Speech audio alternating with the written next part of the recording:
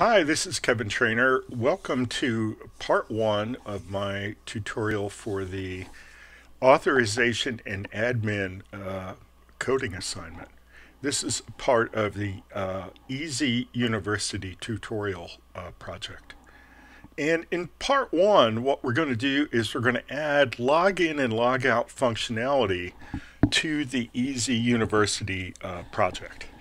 So let's just see what functionality we have along those lines right now. Okay, so I brought up our application. And as you can see, there's nothing about logging in or logging out here. Okay? And although eventually we're going to have URL support for login and logout, we don't have it yet. So if we put in the URL for login, it's not found. And we put in the URL for logout, that's not found either. So we have been logging in. How we've been doing that? Well, we've been doing that through the pages of the admin app. So let's go to admin. And as you can see, we go to Django administration, okay, and let's log in as a tester, which is the test user that I've had you create. And when we log in, you can see, let me make this a little bit bigger. You can see it says welcome tester, okay, and we can view site, change a password, or log out. Okay, and if you go to see in my copy of the database, if you go to this Authentication and Authorization app, and you click on users, you see we only have one tester, and let's see what we can find out about tester. So tester is active, is a member of staff, and is a super user, but isn't a part of any groups and doesn't have any specific permissions that have been added. So it's just a plain old super user, which is a pretty powerful user, but that's it. Okay, so let's log out. Okay, so we're logged out. And to do that, we had to use the admin app. All right, let's go back and add some code so we can do that in our own app.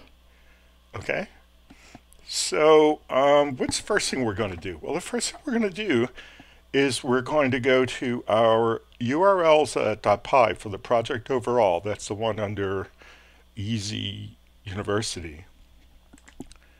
And going to open it up. And let's make this code a little bigger. Okay. And what I want to do is I want to add in before the URL pattern for about, I want to add in a URL pattern for login. And I'm going to copy it from my already baked version. Okay. And here it is.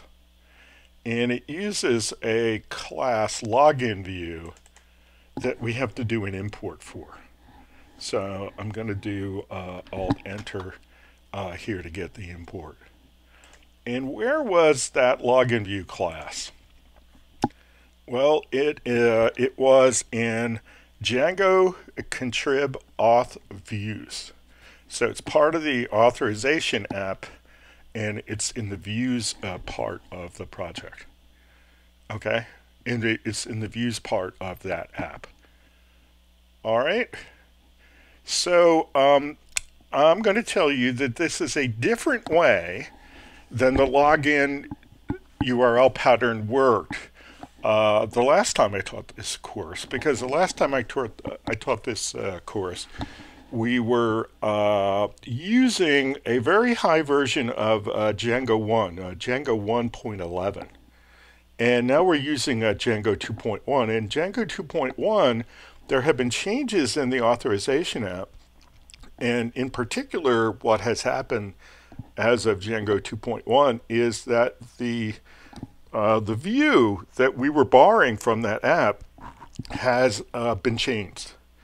And there's now, whereas previously we were trying to connect to a function based view, now we're connecting to a class based view. You can see it says login view as view. Okay. And so that broke my Easy University application when I went to step up to Django 2.1. And this is a part of using a framework that's really important to know, is that the good thing about all of the code base that you get to leverage is that it's there, it's pretty well documented, and pretty well tested. The bad thing is that it's up to the authors of that part of the code base when they want to change it. So we may find that when we move from version to version in Django, that we might find that not only is our code broken, but our code is broken because some of the contrib code that we used has changed. Okay, and that's just the price of using other people's code. Okay, in the long run, I think it's a good deal, but this is a skill that we have to master. Now, what I've had to do here is go in and refactor my code a bit such that I'm using a different view. Okay? Other than that, not too many changes. All right? So, as soon as I do that, I'm able to log in. Now, I need a template to use for logging in. Some people use the templates that are part of the authorization app, which is part of the admin suite of apps. That's going to have the Django branding on it and all. We don't want to do that. So even though we're borrowing their code, and even though we're borrowing their infrastructure, we want our branding on the login page. So we're going to create a page called login.html. And you won't be surprised to find out that I've already created one. So I'm going to copy it out of my already baked version, and I'm going to paste it into templates course info.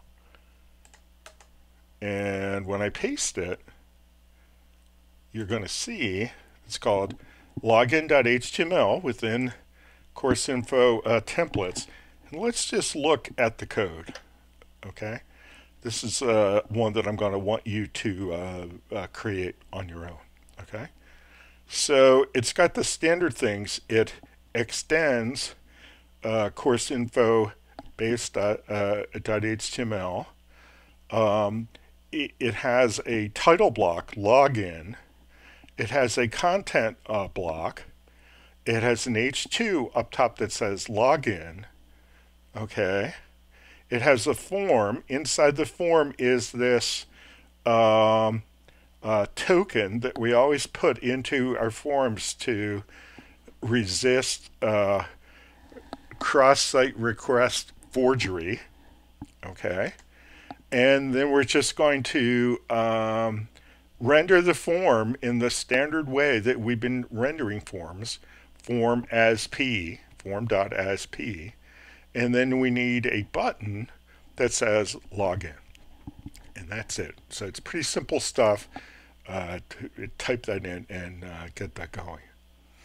So now when we've added these, okay, we should be able to go over to our application, and we should be able to say that we want to log in.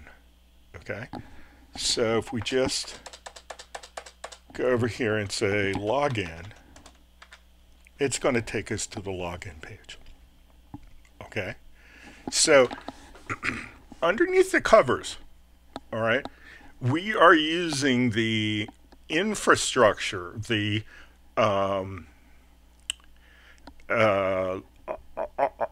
authorization and access infrastructure from Django. Okay, we use the login class. Okay, for the view, right? It's not our view. We borrowed it, right? We created our own login page because we wanted to control the branding. Okay, we didn't really even use our own form. We used the form from the Auth app. Okay, so we've used a little bit of ours to create a skin around the authorization app that really is the built-in Django authorization app. Okay, and if we want to log in, we can, I'm going to log in as a tester again. And I log in. And ooh, what happens? Well, it turns out I'd logged in, but the Auth app, by default, sends us to this profile page in accounts, and we don't have that. We don't even have that page. So we have to find a way to have the behavior after we log in. We have to find a way to tell it to go where we want it to go. Okay, that's our next change. So let's go back. Where do we do that? We do that in settings.py. Okay, so settings.py here is down in the directory that has settings.py, our high-level version of the URLs and all that kind of stuff. So go down to settings.py, open it up. Okay, let's make the code a little bigger. And this is a variable we're going to add at the end. This is like this static URL and static root. And what is it that we're going to bring over? Well, we're going to bring in over another constant that's pretty self-explanatory. It's called login redirect URL. Okay. Now, we can either give it the URL of the page that we want to go to, or we can give it the URL pattern name. I think that the better practice is to do the URL pattern name. So when we log in, when we're logged in, where should we go? Well, you typically want to go somewhere where somebody can work. Okay. What we're eventually going to find out is that we could potentially have a user who is logged in, right? But doesn't have any permissions under our system. So we're going to set the rule here, and I'll expand upon it later in part 2. People who are logged in but don't have any specific permissions in our system are going to be able to see the About page, and that's it. So where are we going to redirect them? To the About page. And what's the name of the URL pattern for that? About URL pattern. Pretty good, huh? Okay, so we've done that. Let's go back and do some testing. Okay, so for right now, the only way that we can say we want to log in is to type in the URL. We're gonna fix that before we get to the end of this part. Log in. There we go. We go to the login page. Now we're going to log in as a tester. My browser remembered the details, and I click login. and I go to the About page. So I'm logged in, and I'm on the About page. How do I know I'm logged in? Well, we're going to add some code so we can see the state of who's logged in and who's not. But if you remember, if we go to the admin app, it has a header that tells you who's logged in. And we can go over here and we can see, oh yeah, welcome tester. We're logged in. Very good. Oh, all right. Now, for right now, we're not going to log out. Okay, because the next thing we're going to build is the logout. Right? All right. We're going to leave the user tester logged in. Now, let's do the logout. How hard could that be? Well, it's pretty close to the login. So where do we start? urls.py. Okay. So we have another URL pattern. And again, I'm going to copy mine out of my already big version. And here you go. And it's another one of these class-based views that's part of this Django contrib auth views. Let's add the import. And there it is, logout view. Okay. Okay, so logout view as view, we don't have to pass it a template name because there's no logout page, right? We just, if we log out, we just go right to the next place. Okay. We go to the logout URL pattern. I'm sorry. This is called the logout URL pattern. Okay, so that's good. All right, so we've added that. Now, we're going to have to add something else to make it work, but let's go see what happens. If we go to logout,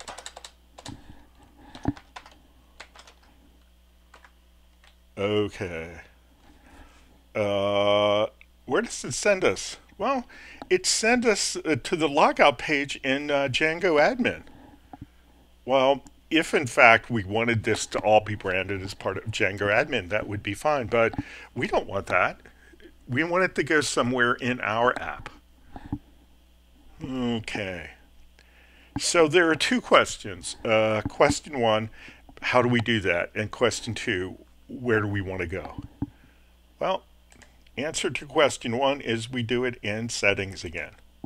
Okay, so there's our corollary to login redirect URL, and it is logout redirect URL. And I'm going to copy this from the already big version, and I'm going to say, where do you want to go? And I've had a couple different versions of this. The one that I like the best is we go to the login page, and I'll tell you why. Okay, normally if I'm testing, right, and I'm going to have you testing it, there are going to be times when I want to log out as one user and log in as another user.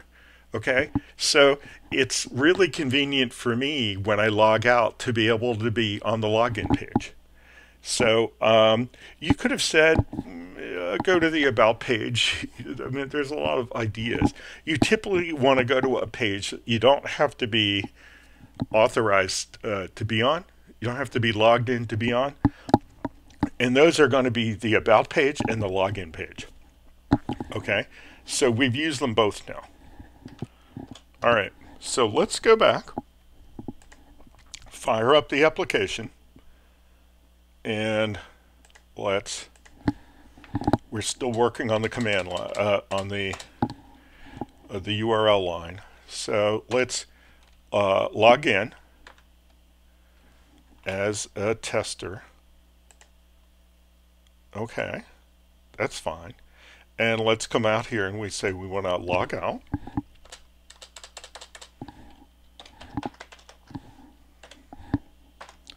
and we go to the login page. So that's just what I wanted to see. So do we have everything that we want to do? Kind of. The only problem is we don't have anything in our own application that shows our status as a logged in user or not. And because being logged into our application is going to be very important, okay? Because in part 2, we're going to build a lot of permissions to get to these pages that we built so far, and we're going to have to be logged in to use those permissions. We want to make that more visible. So here's what we're going to do. We're going to go to base.html. Let's go find that. That's our granddaddy template, okay?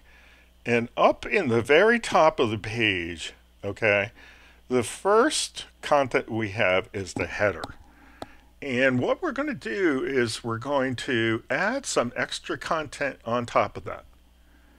Okay, and here it is.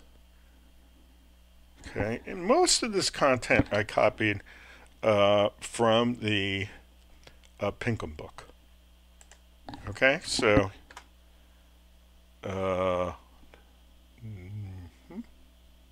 is that what I wanted to do? No, that's not what I wanted to do. So I wanted it in the container, but not in the header row. I wanted it up there. Okay, so I've got a div.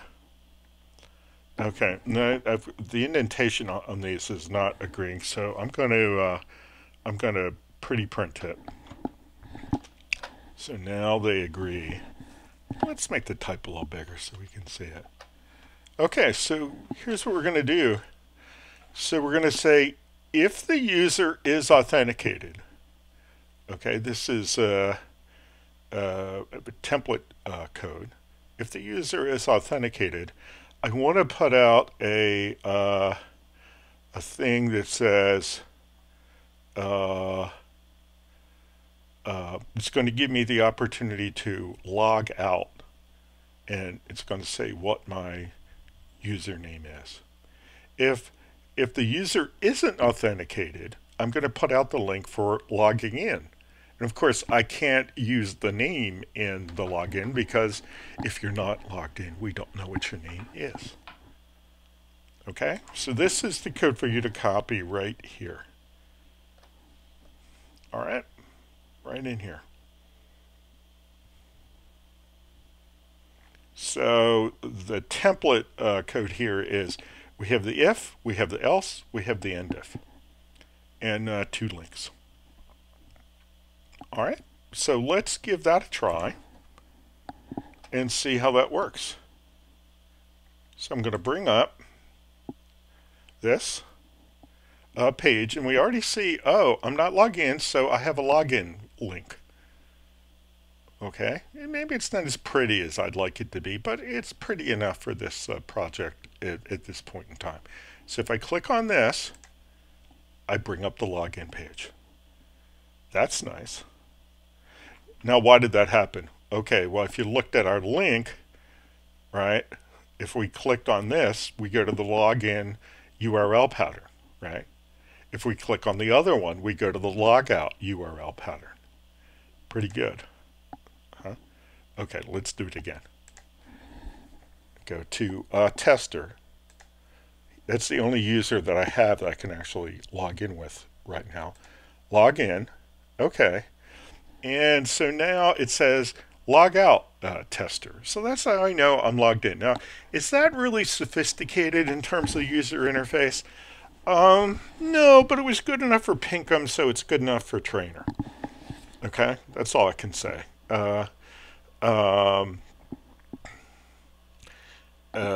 It's in a pretty color. I'll say that. So that's it. We're logged in and we're logged out, and we can tell without having to jump over to the admin app if we're logged in or we're logged out. Now, what have we accomplished by logging in and logging out? Well, really, the only thing that we can do that's useful to us is to go to the admin app, right? If we go to the admin app, okay, we've got some things that can be done in the admin app. If you were a system admin, you could add new users, or you could also do some work on the system using the admin app. And remember, two of our model classes are only available through the admin app. Semesters are only available here. No, I'm sorry, not semesters. Periods. It's the stuff we build semesters out of. Periods and years. Okay. While we're here, let's add the year 2021 in here. Let's just add a year. 2021. Okay, that's how we're going to do it in this app for now. All right, so now if you went to semesters, you could add 3 more semesters for 2021 if you wanted to. I don't quite want to do that yet, but that's where we are. Okay, but go back to the real application, our application, course info, right?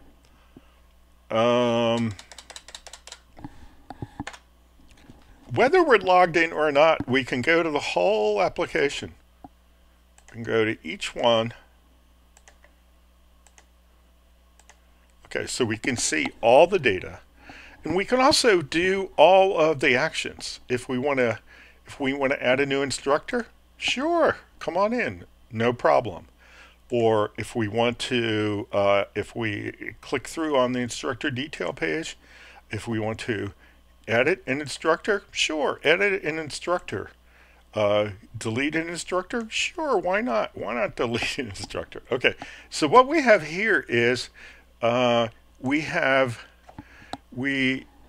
allowed the user to identify themselves, right? But we haven't at all restricted the functionality of our app such that we're giving them access to certain parts depending upon our intentions for them. Okay, and that's going to come in part 2. All right, so I'm going to let you finish up that work, and I'll see you in the tutorial for part 2. See you then.